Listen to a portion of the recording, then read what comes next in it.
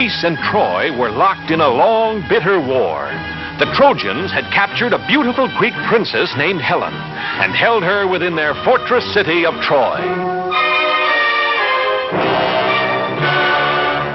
It did not seem possible that any man could break into the fortress city of Troy. For days, weeks, months, the Greek soldiers from their camp on a beach near the city assaulted the walls of Troy, but they were always beaten back. Then Ulysses, a great leader of the Greeks, said to his men, "I have a plan. It is dangerous, but if it works, the Trojans themselves will take us through the gates of their city."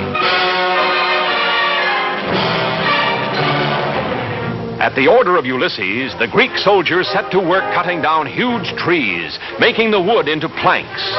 From the towers of Troy, the Trojan soldiers watched a big building grow taller and taller day by day until it was 6 stories high. And when the Greeks pulled away all the work ladders and scaffolds, there stood a huge wooden horse, 80 feet tall.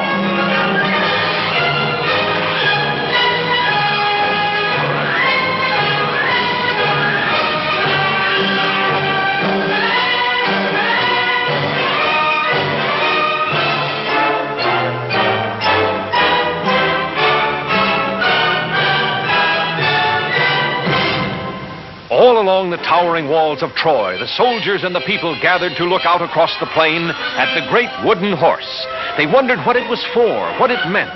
The Trojans did not know that Ulysses and 5 Greek soldiers lay hidden in a dark, secret passage inside the wooden horse.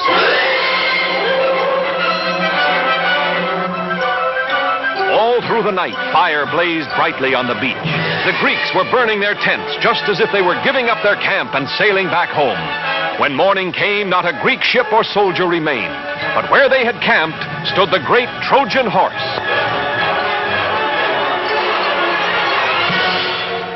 The Trojan people poured out of the city to the beach so they could look more closely at the victory over the Greeks. The Princess Cassandra, daughter of the king of the Trojans, warned her people of this Greek gift, but no one would listen. The Trojans decided to pull the great horse inside the walls, into the city of Troy itself.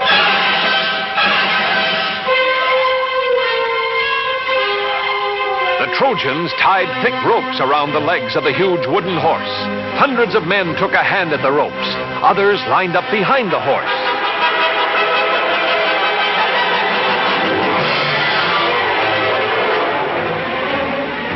Whooping and hollering, laughing at the Greeks who had never been able to scale the towering walls of Troy, the Trojans tugged and pushed and pulled the huge wooden horse slowly from the beach, over the plains, and through the gates of Troy.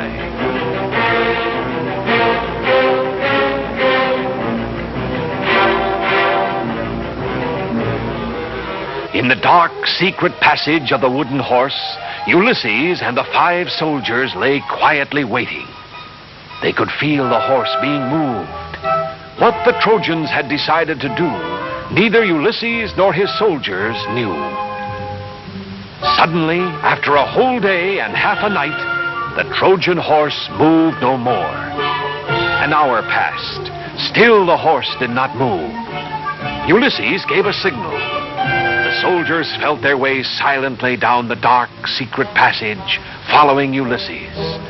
Cautiously, he opened the trapdoor. Just as he hoped, the Trojans had brought the horse inside the walls of Troy. The city was sleeping now, and the walls were unguarded. Ulysses drew his sword. He ordered the soldiers to follow, and he dashed for the main gates of the city.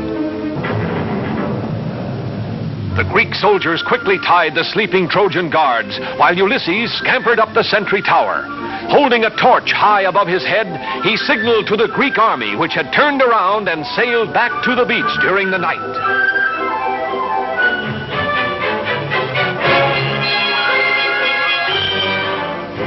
And even as Ulysses and his men opened the gates of Troy, the Greek army was marching across the plain.